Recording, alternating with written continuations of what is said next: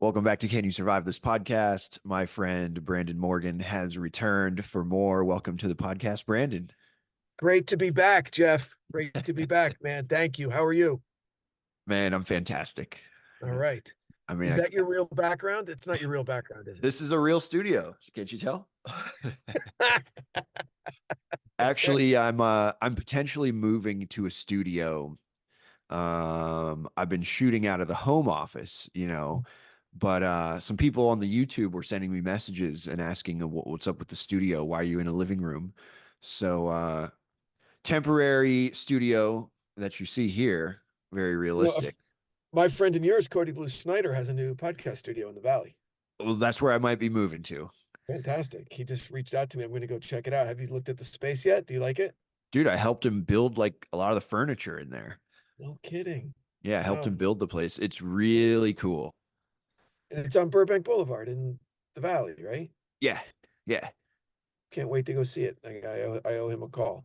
It is honestly probably the coolest studio that you like someone could rent to do a podcast. And I'm not Wow. just saying that because I helped build it. It's pretty cool. It's great. So yeah, I'm thinking about moving over there and doing the real thing and making my YouTube videos look super HD and all cool. And as Yeah. much as I love doing my Zoom call podcast, Yeah. Might be time to step it up a little bit. it might be time to step it up. It might be time to step it up. Yeah, I don't So even have a YouTube component for Devil. It's just a purely audio. I just don't have the time. yeah, yeah. So what's going on with Devil these days? Things are good, man. Things are I've been into the weekly content for about 4 months now. Season three, A Season in Hell, wrapped up in late January. So we had about 3 or 4 bonus episodes after the main 6 episode run ended. I interviewed the actor that I hired to play the voice of the killer. Okay, to play, and that was super cool. He was great. He's this New York kind of methody kind of actor. So it was cool kind of digging into his kind of process. Then I interviewed a Los Angeles entertainment attorney named Matt Belinsky that you know, Hmm. to kind of dive into the legal ramifications of the Son of Sam case that led to what's known as the Son of Sam laws, which are an attempt to prevent criminals from profiting off their crimes. Which it went all the way to the Supreme Court because it's ultimately what those laws were for the most part struck down based on First Amendment concerns. People should be able to tell their story. Like it would be really difficult. And Sandra Day O'Connor, who wrote for the majority, which was everybody, there were no dissents on the Supreme Court, basically was saying, as the laws are written out of New York, it would prevent someone from like Martin Luther King from writing a book about his story because at the time what he was doing was legal. Okay. So that was the kind of where the whole case kind of turned. There are still some states that have really limited versions of the Son of Sam laws. But for the most part, uh, you're able to tell your story as a criminal. So that was interesting.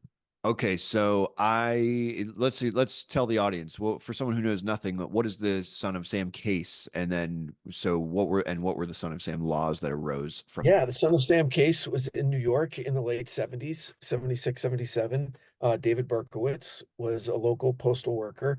He was a Vietnam veteran, but he was never actually in Vietnam. He was in Korea on the DMZ during the Vietnam War. And then he had some sort of mental break, according to doctors, according to him. His neighbor's dog was possessed by a 6,000-year-old demon and told him to gather the blood of the little girls and to go kill people. And so he went on murder spree that lasted about 13 months, culminating in the summer of 77, which they call the Summer of Sam, where he had New York just basically petrified, just in fear. Like no one wanted to go out. He would just roll up on young lovers sitting in a car and shoot them through the window. Wow. And random attacks. No connection between any of the victims, no connection between locations, like nothing. The mafia got involved. The police reached out to the mob and saying, "Hey, it's bad for everybody's business, right?" your gambling parlors and prostitution and all that, those are all shut down because everyone's afraid, you know. And so the mob tried to help. And then eventually it was the parking ticket that got him busted. He parked illegally and someone saw him and said, wait, there was a car that was parked right here. They went, oh shit, let's find that parking ticket. They found it. It led right to him. The stupid bastard had a legally registered car in his name that led him right to him. And he confessed to like the whole thing. And so what led to the Son of Sam laws was uh, during the zoo that was his trial, a huge publishing house, Simon and Schuster, offered him $250,000 for his story.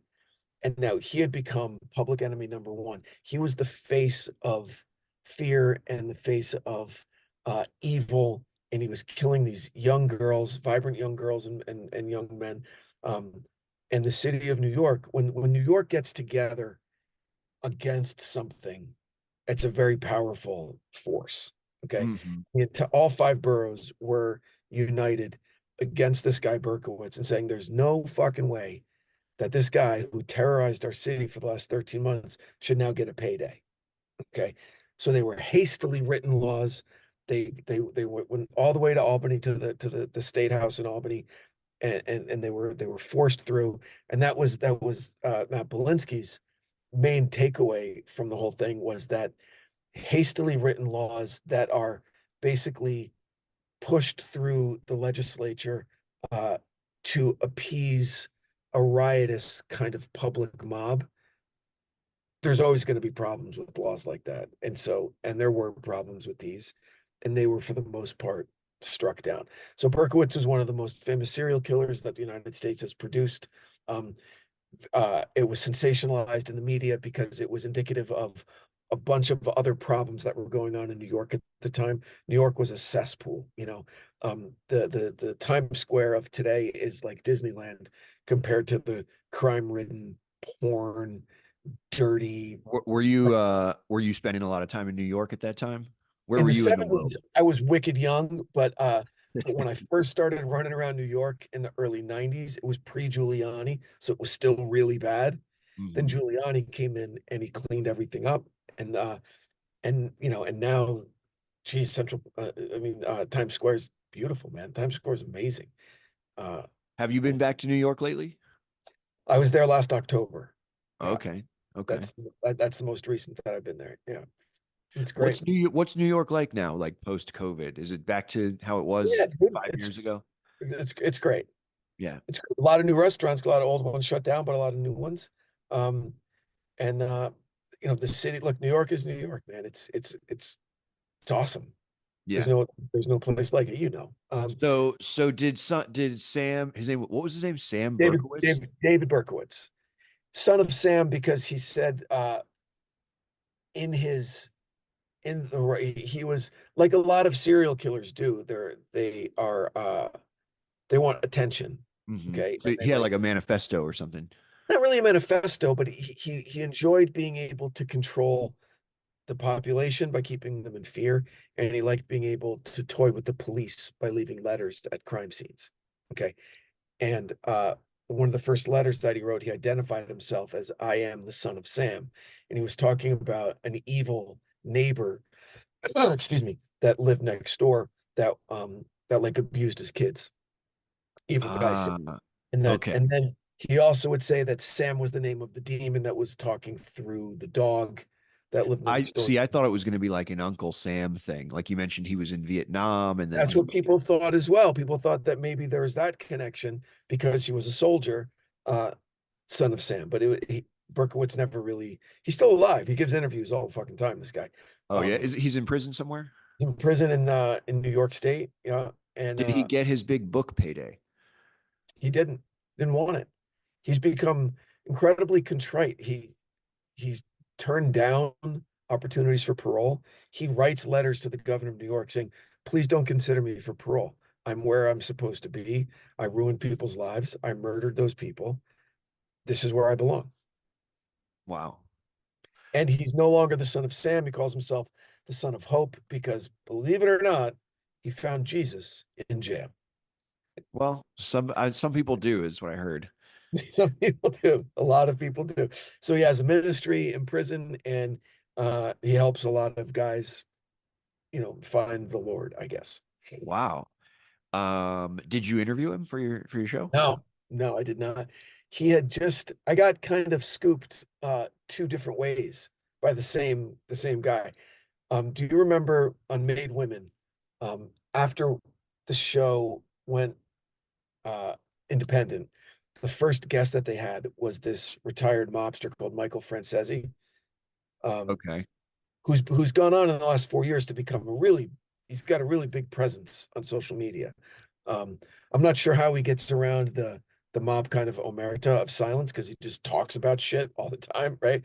But he was a capo in the Colombo crime family out of Brooklyn. Um, and so I wanted to talk to him about how, because he was there in the 70s, and he gave an interview that he talked to a police captain about working together to try and capture the son of Sam. So I'm like, oh, Mhm. I got to talk to this fucking guy. This is amazing. And then I also wanted to talk to Berkowitz.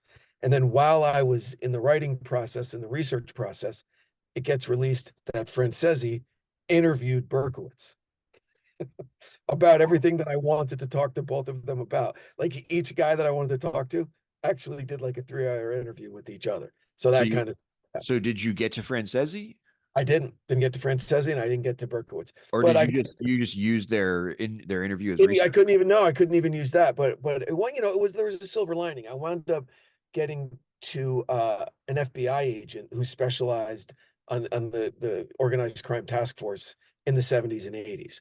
And so it was coming now from like a clinical kind of instructive point of view. And we got to hear, how the hierarchy of the mafia and where the families kind of operated, and how there have been times before the Son of Sam case where mafia interests and law enforcement interests aligned and they worked together, which was really interesting. So I wound up getting a lot more than I would have gotten. So it's one of those happy accidents, I guess. Is the mafia still a thing these days? Of course, get it? Absolutely, dude. So, okay, so Son of Sam was Devil Within season 2 or season Season 3? three. Season three. What was season 2? Season two is called The Demons of Yorkshire. It was about an alleged demonic possession case in Yorkshire, England, also back in the 70s. I'm Right trying to, after, yeah, it was right after the movie The Exorcist came out in 74. That yeah. made everybody think, holy shit, everybody's possessed, and demonic possession cases, reported cases spiked. Yeah. Was season 2 out yet last time you were on the show Yeah. here? Yeah. Season two was, let's see, season one was 2021, season two was 2022. Season three was 2023. Yeah. Ah, So okay. Because I thought I had you on in like November or October yeah, but last. I think we just all talked about season one We for only the talked most. about season 1. Oh, you want to talk about season 2 a little bit? I'd rather talk about what I got coming up. Yeah, tell me about what you got coming up. Yeah, and then I got a surprise for you. All right, what do you got? Right. So I'm going to be dropping soon a series called The Ides of April, which is a documentary series about the assassination of Abraham Lincoln. Hang on, wait a second. What'd you just do to your microphone? I don't know. Can you hear me now? Okay, now you're good. Now you're good. I think whatever I said, Siri responded. Oh, okay. I thought Abraham Lincoln's ghost It's going to happen again. So was The Ides of April is a documentary series about the assassination of Abraham Lincoln, yeah. obviously by John Wilkes Booth in 1865, and it is the definitive account of this, following John Wilkes Booth as the protagonist of the series. Um, there's a show out right now on Apple Plus called Manhunt that Mhm. kind of covers the same material. Uh, and I wanted to love the show so much. I really did. But they got so much of it wrong, and I'm going to sound like a hater, but I'm not. I wanted to love it. And they took these creative liberties, I guess, in order to tell a more dynamic story. But if you know the facts of the case, and if you just live in the facts of the case, it's one of the most exciting stories that you could hear. And it's all true. And how did how did you study this? How did you come to have the facts better than Apple? Just researching it, and I love, I'm a student of early American political history. Mhm. I've read every presidential biography that I can get my hands on. And and about 10 years ago, um, I was reading something about, reading a biography about William Seward, who was Abraham Lincoln's Secretary of State. And I considered myself an educated person, and I wasn't aware that William Seward was also targeted for assassination, not only on the same night, but at the exact same time, along with the Vice President, Andrew Johnson. President, Vice President, Secretary of State were all targeted for assassination at exactly 10:15 on the same night at the same time by the same group of conspirators. Okay. Oh shit.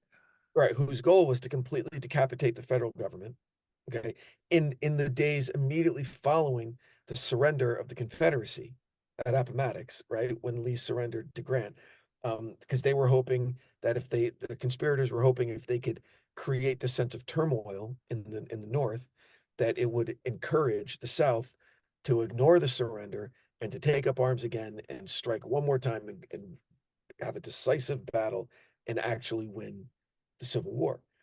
That was what John Wilkes Booth's goal was.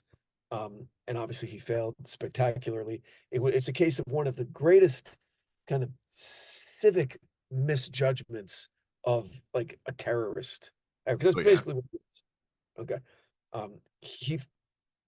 He thought he was going to be a hero, at least to the South. He thought they were going to revere him and love him. And he was just shocked when the South took a posture of an extreme an apologetic posture and distancing themselves from Booth. Not only did they lose the war, now one of their own is responsible for martyring Abraham Lincoln. Mm. Other than aside from murdering him and having it backfire, he created a mythical figure in Abraham Lincoln that he never could have achieved had he not been assassinated. Right. Right. So it's just an incredible story. It's fast paced. It's very it has a lot to do with the divisive nature of the American political system as it exists today. People have Mhm. already, you hear it every day. We've never been more divided than we are right now. And I'm like, of course we fucking have. It was called the Civil War, right? When a bunch of states said we're no longer part of the United States, right? That's a good point. Good point. That's as divided as we've ever been. When we had 4 years of Americans killing Americans by the hundreds of thousands. Okay, 600,000 people died during the Civil War, which is about 2% of the entire population of the United States. Okay. That would be like 6 million people dying today Wow. in a 4 year period. Okay. So, so it was an incredibly divisive time. Uh, and a lot of what's going on today politically is mirrored in what was going on back then politically. Um, in terms of use of the media, in terms of people with cult like status with followers who will believe whatever they say, um people who think no matter what the other side says they're wrong and we're right, like all of this stuff that's going on, it's very very prevalent to today's um political environment and political climate. And the bottom line is that despite this huge series from Apple Plus, okay, uh who gets it wrong at almost every turn. This remains the greatest story never told. Which is bottom line, you know, with Very with interesting. with the greatest villain in American history, John Wilkes Booth, Yeah, we don't talk about him that much in these days. and we should. And What do doesn't you he know? have a wasn't he a wealthy guy? He was an actor or came from wealth or something. What's the deal with that? Okay, so the way that I position him, because that's my claim at the onset of the series, is that I don't claim to be a historian. I just say that I'm a storyteller. And I just want to tell the story the right way because what I think all other versions have been lacking is appropriate context that will Hmm. make the story accessible to a modern audience. Okay. And so John Wilkes Booth doesn't really exist today. Okay. Because it would be like he was every bit as famous in his time as like DiCaprio is today. He was a megastar, Booth. Okay. But the comparison would be much more accurate if DiCaprio's older brother was Daniel Day-Lewis and if their father was Marlon Brando. Okay. He came from a dynastic acting family. All right. And the way that Daniel Day-Lewis is like the actor's actor and DiCaprio was a star, that's how Booth was compared to his older brother, Edwin. Edwin Booth was like, he is the leading Shakespearean actor of his generation, where John Wilkes Booth does Shakespeare, but also does these other huge romantic acrobatic roles where he has to fight all the time and make the women swoon. Okay.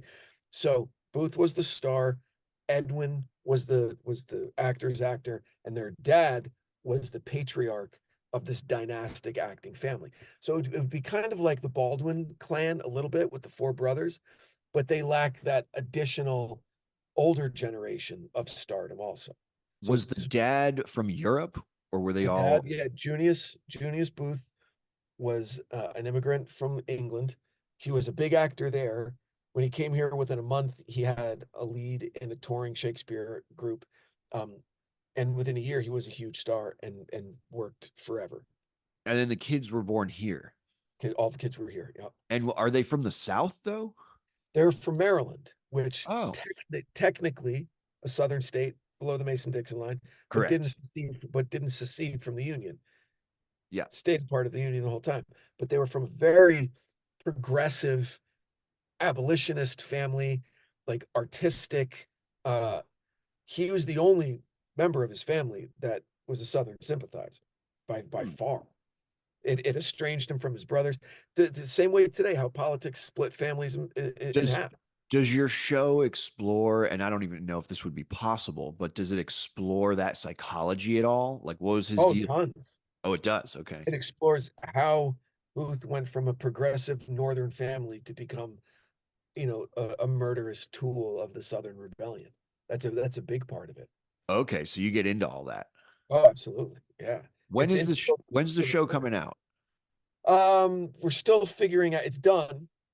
Yeah. It's done. So it's dropping. Not really sure. Not before summer. And this is Soon. one of those podcasts that's like a contained story. It's like 10 episodes. Yeah, it'll be Here's the it'll be eight. story. It'll be 8 episodes. Then I'm going to do an additional few episodes rewatching the Apple Plus series, Ah, okay. which was originally going to be a celebration of the Apple Plus series, but now it's probably going to be pretty critical It's gonna of be a it. roast. Yeah, maybe, maybe. And then I want to keep the show going, with little historical hits here and there, about other assassinations that turned the tide of world history, like this one did. Yeah, I think that's fascinating. yeah. And the interesting part about it was that the show, I bill it as an historical snapshot. Okay, it's just 17 days in April of 1865, Mhm. from uh, the 9th of April when the Civil War ends. Okay, then 5 days later, Lincoln is assassinated. And then 12 days after that, Booth is captured and killed. And so the 12-day manhunt is a huge part of the story. Okay, and this is where uh, I'm going to surprise you if you'll allow me. I want to turn the tables on you today and Oh, okay. see if you could survive being on the run from the Union Army in the spring of 1865, and if you would make better decisions than Booth did. Oh, that's amazing. Are you telling me that you have created a survival scenario for me? I have a loosely put together survival scenario for you. Are Okay, you well, if game? you know, if I say A and the answer is B, I'm allowed to push back on these things. Of course you are. Of course you are. It's a way of exposing Booth's flight from justice to your audience in a way that they'll recognize with the survival scenario. That's spectacular. And for any people out there listening, if you're going to be a guest one day, you might have to do your homework and bring a scenario for me. I like this. Let's see what you got. Should we jump right in? Let's jump right in if you want. Okay, All let's right, jump. get your notes out. Do what you got to do. Oh, I've got it all. I have some notes, but I've got most of it up here. All right, Because here we go. you're from the area. I'm from Maryland. I grew up in Maryland. Yeah. Yeah, yeah. Yeah. Okay. I could flee the law in Maryland quite easily. Now you now remember, you're John Wilkes Booth in this scenario. Okay. You're debonair. You're handsome. Yep. Yep. You own the city. Everyone in DC loves you. Pretty Okay. accurate so far. You could go anywhere you want. You eat free in restaurants. Okay. You live in a beautiful hotel. Your mailing address is Ford's Theater. That's where you go when you pick up your fan mail every day. You want to be you're recognized in the streets. You don't try to hide who you are. Okay. All right. So, evening of April 14th, 1865. Okay. You've decided that's the night because you found out that morning that the man that you're going to kill, President Lincoln, is going to arrive at the theater where you call home, Ford's Theater, where you've performed on stage hundreds of times. You have free run of the place. Okay. That Abraham Lincoln is going to be there watching a play. Okay. So, uh, the first question that I have for you right now, and some of these are more hypothetical. Okay. Okay. Yep. You're counting solely on the element of surprise. That's all that you have. Okay. Is the element of surprise. Okay. Now remember, you're an actor. You're theatrical. Okay. Do you use a gun or do you use a knife? Because you have set it up where you can get as close, you could sit in Lincoln's lap if you want to. Such is the element of surprise that you have afforded yourself through some setup and through your ability to move unimpeded throughout the theater during the show. Gun or a knife? Well, good question. You know, I'm just gonna say this. If I think I can get him alone, Mm-hmm. I'm going knife. Wow, that's a personal, So, very, so very here's cool. my reasoning. Obviously, it's a hypothetical, but I'm in a crowded theater. I have free reign of the place, but I got to get him alone. I got to use the knife because if people hear a gunshot, they're going to be looking for me right away. Uh-huh. Now, if I don't care and I want them to know it was me and I want to be big theatrical, which is kind of my style, on the other hand, then I'm going gun for the big bang and the drama. So it's all right. So now that we've worked through this, given that I am a thespian, Mm-hmm. a man of great drama, Mm-hmm. I'm going with gun. Okay. And you nailed it. That's exactly why. He wanted everyone to know it was him. All right. The show is called The Ides of April. Okay. It's based on, I'm stealing that title, obviously, from the line in Julius Caesar, The Ides of March. Beware Caesar, the Ides of March. Booth set himself up as Brutus, killing the tyrant. Okay. He wanted everybody to know that it was him. Okay. He snuck into the theater, snuck into the presidential box, put a gun, this gun, I'm holding up a replica, the single shot Derringer, That's a nice gun to right there. the back of Lincoln's head, just to the right of his left ear, pulled the trigger. Is it Okay. true that Lincoln didn't die right away? He lasted to 7 o'clock the next morning. Okay. Oh, man. And then you know what Booth did after he shot him in the head? From the balcony, he jumped onto the stage. So everybody could see that it was him. Yes, I remember this part of the story with the broken leg. Yes. But there's we'll get to that. We'll get to that. Okay. So all right. So now he has to escape. Okay. Knowing what you know about Booth, okay, do you think he would stay in DC where he's got people that will protect him, or will he try to get out of the city? Now remember, it's late, it's after 10 o'clock, and the city has been shut down under general military orders that all bridges and and docks and all of that, after sundown, you can't pass.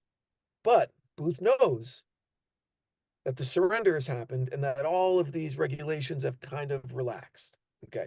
So he's got a million safe houses in DC, or his ultimate plan is to get to Virginia. But does he leave now? Does he try to get out of town? Or does he stay in DC and let the heat die down? It's a tough one. It's a tough one. I'm leaning towards stay in DC and let the heat die down. Oh, okay. Well, here's the issue. Here's the issue. And there's no way you could have known this.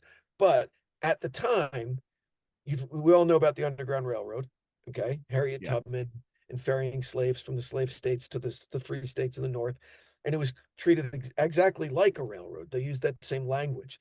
You had tickets, stops were depots, people who helped were conductors, like so you could speak freely and no one knew what you're talking about.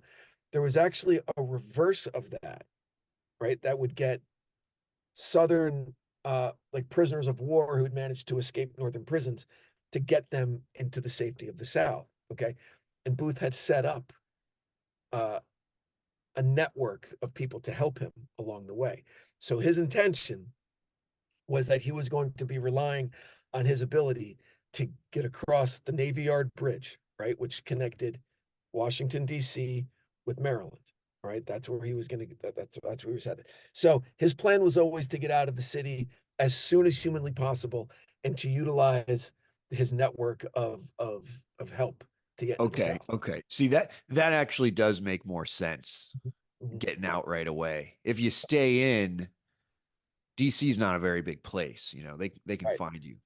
right. So now we're coming up to the Navy Yard Bridge. Okay. Right, it's nighttime. It's about 10:30, 10:45. Okay. There are soldiers on the bridge. A young man named Silas Cobb was on duty that night. Okay. Okay. Now, Booth knows that his best chance of surviving this and going off into legendary status among the Confederacy, he's got to get over that bridge. You can't get into Virginia without getting through Maryland first. You can't get into Maryland without getting across the Navy Yard Bridge. All right. Okay. So he has two choices. He's armed, he's got a gun, he's got a knife. He has to get across that bridge. Does he rely on his charm or does he rely on brute force? Okay. Is there one soldier on the bridge, or is there's one soldier? Oh man. It's another tough one, man. What would you do? What would you do? If You know, you I know, you're if it John was Wilkes Booth, dude. if it was me, you know, let me just think this through, because I'm thinking what I would really do is I probably would try to charm the guy, but I would probably have my hand on my gun, like in my pocket, pointed Just at in him, case. Yeah. like in case he decides to draw me down. I Mhm. just shoot him through the pocket like the movies, like fucking James Bond or some shit. Well, you're right, but charm worked for Booth. Okay. So He charm strolled, with the gun in the pocket is the he, correct is he strolled up. He made sure he was near the lamp, so his face was lit, just in case the guy recognized him as an actor, which the guy did. Oh, and the Okay. guy back then, the guy maybe wouldn't have known that it was John Wilkes Booth who had killed the president. Listen, exactly. And why is that? He was still riding ahead of the news. He was on a fast horse out of the city. The murder just happened 15 minutes ago. There's no Yep. he was betting that no one had gotten there first. That was a big gamble. Yep. Okay. And then this guy recognizes him and he goes, "Oh, Mr. Booth, I'm not supposed to let you cross. What's going on?" He goes, Booth said he was going down to Charles County, Maryland. Okay. And he said, why so late? And this was the greatest line. I don't know if it's true or not, but this is what the guy said. Mr. Booth told me that he had recently completed a stage engagement. And the guy felt like, oh, cool. You just finished a performance. Sure. Go ahead, man. And let him cross. Perfect. Now, so he makes it. So he makes it into Maryland. Now he's got to get where? He's got to get to Virginia. Yep. What separates Maryland from Virginia? The Potomac. Okay. Okay. Yep. Yeah. All right. So now here's some, you mentioned the broken leg. Historically, we've been told that he broke his leg when he jumped off the stage, when he jumped off the balcony and landed on the stage. Uh-huh. That one of his boot spurs got caught in some of the decoration on the front of the balcony, threw him off balance and he snapped his ankle. Okay. That it's actually pretty funny to think about his boots getting tangled up in the Right. curtains. But here's the problem with that. All right. It was his left leg that was broken. Okay. Um, and there were 2,000 witnesses that saw him on stage. Okay. Because he made sure he stood center stage and that everybody saw him. And then everyone says, then he ran off through the back. Yeah, No one yeah. mentioned him limping. No one mentioned him screaming in pain. Hey, side note, no one ever Yeah. talks about what was the play? Was it a big It famous was play? called Our American Cousin. It was a Okay. farce. Yeah, it was Okay, it was a farce. satirical. It was Okay, a so I just had to get that thrown out there, a yep, little detail that was important to me. So he yep. doesn't hobble off according to Doesn't hobble 250,000 off. And witnesses. not only that, he's right-handed. Okay. So how does a right-handed person get on a horse? You put your left foot in the stirrup and swing your right leg over. Okay. Okay. Right. So uh Wait, everyone he was left-handed? was right-handed. Oh, okay. Gotcha. Right-handed. Okay. So everyone was watching him escape, put his left foot in the stirrup, put all of his weight on it, and no one said anything about it. Can't believe Okay. no one else in the house had a gun on him. And then when he gets to the Navy Yard Bridge, you weren't allowed to ride your horse across the bridge. You have to walk it across the bridge. And the soldier on duty didn't mention anything about him limping. Okay. Okay. And then Booth wrote, and here's why people historically believe that he broke his leg when he jumped off the balcony. He wrote in his journal, in jumping, broke my leg. Okay. Now, there was an account that came to light years ago of Booth's companion that he met in Maryland, a co-conspirator named Davy Harold, that he confided to Davy Harold that he was thrown from his horse and broke his leg. So that passage in his journal, in jumping broke my leg, has come to be interpreted as jumping over something with his horse, was thrown and fell and broke his leg. Okay. Sometime between him assassinating Lincoln and arriving at a place called Lloyd's Tavern to pick up their go bags that they had initiated earlier that morning, they sent Smart. a message to one of their compatriots at Lloyd's Tavern. We need food, we need brandy, we need weapons, and we need maps. That's a good fucking go bag. All Yeah. right. Yep. And I had him ready. But by the time they got to Lord's Tavern, Booth couldn't get off his horse, couldn't walk. His leg was so badly broken. Okay. Oh shit. So now, next question. Okay. What do you do about the broken leg? You know that by dawn, the entire Union Army is going to be after you. hmm Okay. Do you make a detour to see a doctor that you know to set your leg? Or do you continue on with your established stops on this reverse underground railroad to get into Virginia? Man, you've done a great job with the scenario. Another tough one. Thank you. All right, let me just think this one through again because the fact that the army is gonna be on my ass Mm-hmm. makes me want to keep going. But Yeah, right. But have you had a severely broken lower leg when you're riding a horse? I have not, and Mhm. I just want to throw it back to the Cade days Uh-huh. because his advice was always address what's gonna kill you first. So I'm gonna set the leg. Absolutely.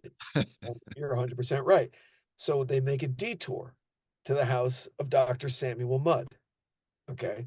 Now, here's another question right away. Yeah. Right away. Samuel Mudd's a homeboy. Okay. Co conspirator. Booth almost involved him in the plot to murder Lincoln because Mudd agreed to help an earlier plot that involved kidnapping Lincoln and then exchanging him for prisoners of war. Okay. Didn't know whether or not Mudd would be cool with, hey, now we're just going to murder people. Okay. So when you arrive at Dr. Mudd's house at 3 o'clock, at 3 in the morning, knowing that he's a friend and that he is thus far innocent of anything having to do with this, hmm do you tell him what you did or do you make up a story about how you broke your leg?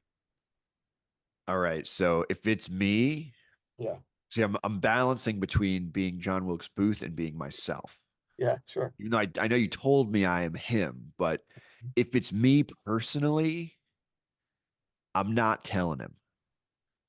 I'm not telling him. Why? Be You don't tell him because he's going to get interviewed. And for Mhm. one thing, you don't want to burn your friend. If he knows, now he is essentially an accomplice to the murder of the president. If he doesn't know, he can reset your leg and you can move on, you know. So on the one hand, you're not going to fuck your friend over. And on the other hand, when he inevitably does get interviewed, you still want him to know nothing about where you're heading and where you've come from, because the less he knows, the less he can tell them anyways. So it's That's kind of a double win, it's So great. I'm going with don't tell.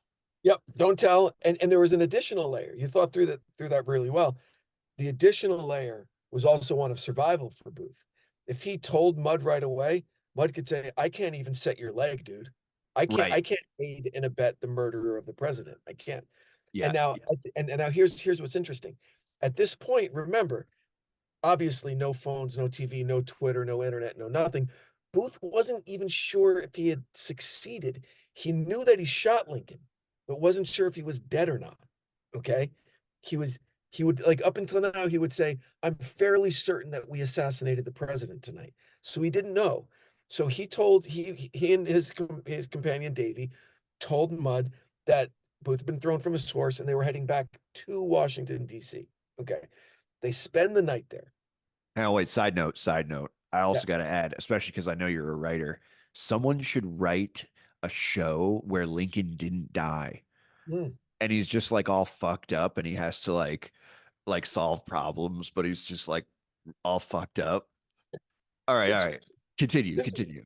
next morning, Dr. Mudd is in a place called Bryantown getting farming supplies, and it's overrun with Union troops who are looking for the assassinators of the president. And they use the name John Wilkes Booth. And he's traveling with a younger man. There's two of them. They might be in the area. So Mudd now is like, these motherfuckers lied to me. My buddy, my good friend lied to me. But he kept his cool, goes back to the house and says, Hey, John, we need to fucking talk. He goes, I just ran into a bunch of Union soldiers saying that you killed the president. And what does Booth say? I did it. There's confirmation. The man's Oh, dead. I fucking did it. Yeah. Hell yeah. And so Mudd, listen, Mudd was no friend of the black man. He was no friend of Abraham Lincoln. He was very, very happy that Booth did what he did, but he also knew that he was instantly complicit in the crime. yep. Okay. Yep. Not sure just how badly he was going to have to pay for it. For basically honoring his Hippocratic oath, doctor has to set the leg. Okay. That's a good point. It's a good Yeah. point. But he went a step further and gave Booth supplies, reintroduced him to new steps along that reverse railroad. He said, you need to go to this guy and then to this guy because these people are burned now because you weren't there last night, so they're gone. Um, and he also said, when the investigators get here, even though you're going south, I'll tell them that you went east. I'll send them in the wrong direction. Oh, Okay. this guy's getting some prison time. Yeah, no shit, no shit. Okay. So his leg is splinted. Great. Yep. Um, and Booth shaves his mustache, okay, to Got to hide do his that. appearance. Got to do that. And now they're off. And now they have to get across the Potomac River and they don't know how they're gonna fucking get there. Oh man, we're running out of time, but that's okay. Because we're almost done. So Booth meets a guy through friends, a guy called the River Ghost, who lived his whole life. He's a waterman along the Potomac. Okay. Got a And badass name. yeah, what? He's got a badass name. Yeah, he sure does. Fucking River Ghost, dude. Yeah. That's what the Union called him because he would just disappear. He could get people across the river. He could get supplies or spies or information, like anything across the river at any time. They could never catch him. They knew he existed. They couldn't find where he stashed his boats, and they could never find him. They didn't know his identity. Mhm. Um, so Booth and Harold, they had to. It's what's called the Lost Week. They had to live for 5 days in a really dense pine thicket until the Union troops moved out of that area and figured, all right, they're not here. We could go somewhere else. They had to let the heat die down. Okay. So now Booth asked every day, he said, bring us food, bring me newspapers, because he wanted to read his reviews, how Of people course. review what he did, right? Of course, and feed for the horses. Okay. Now here's the last question. Okay. What do you do with the horses? They're loud, they're hungry. Okay. They've been good animals to them. It was suggested by the river ghost, you've got to kill the horses. And Booth is, and Davy Harold's like, no, I'm not doing it. And the decision was left to Booth. What if we need them? What if the boat thing doesn't work out? We need to leave. And the river ghost is like, yo, it's hard enough for me to bring enough food for two men without raising suspicion in the town. But now I have to bring feed for your horses also. Eventually, someone's going to ask, and if they don't like my answer, they're going to follow me and they're going to find you. So Booth is faced with this task: do I kill the horses or do I let them live in case we need to escape? What do you do? Shit, man. And I just had a horse guy on Hmm. like a week ago. um I'm personally, let me just work this through. What I would personally do is I would not want to kill the horses, and I'm thinking that I need them. But if I put myself in Booth's shoes and I'm there with the river ghost and he's my guy, he's my guy. I got to go with what the guy that's getting me out is telling me. You got to follow your experts in that scenario. And it breaks my heart. I would probably plead with him. Can I just like, do the old movie thing and slap the horse on the ass and send it on its way? You Right, know, but what if right, but then what if that happens to be just as a patrol is a mile away and they see two horses coming out of the pine thicket, right? I think, I already killed a human. So I guess what's two more horses? Yeah. So I, So I think I'm gonna kill the horses. I got to that's go with what the river ghost tells me to do. that's what he did. So Yeah. he sent Davy about a quarter mile away from where they were to where there's like a swamp, and Davy shot one each horse in the head one time. And historians for years now have been trying to find that spot because there's a chance that since they fell into a swamp, that these horses are preserved and they would have massive Whoa. historical significance. But no one's ever been able to find them. Um, Was so that, yeah, I'm curious, did you have other questions and we're out of time, or was that it? no, there were maybe a few more um having to do with because then then shit gets crazy. Then Yeah. then Well, we'll things have start. to come back and do a part two or something. Well, I wanted to save the rest of it so people would listen to the show and could Ah, I see what you're figure out doing. figure It's out quite the salesman. how the rest of it. But you did a great job, man. You would be able to assassinate someone and escape through the Maryland countryside. Good for you. Yeah, it would be no problem for me. Hypothetically speaking. Sure, hypothetically speaking. But anyway, listen, the show is called The Ides of April. Maybe we'll do some feed drop swaps when it comes out, and Yeah. we'll promote each other. And Do you know when it's out? I hope people listen to it. No, I have a meeting with the network next week, and we're figuring out the schedule. But I would say within a month it's going to come out. When it comes out, we'll do an announcement on the show. Yeah, we'll do another thing. Awesome. Yeah. Well, well done. You've survived. You survived the assassination of Abraham Lincoln. Good for you. Thank you, my friend. That was a blast. That was fun, man. I'm glad you were game to have the tables turned. Has anyone done that to you before? No, that was the Oh, first come time. on. No Yeah. shit. All right, Yeah. great. Glad Super that stoked worked. on that. Yeah. Glad that Appreciate worked it. out. Thanks for Well, coming on the show. I appreciate it, man. Thank you again for having me back. This was always a good time. I'm glad things are Man. going well.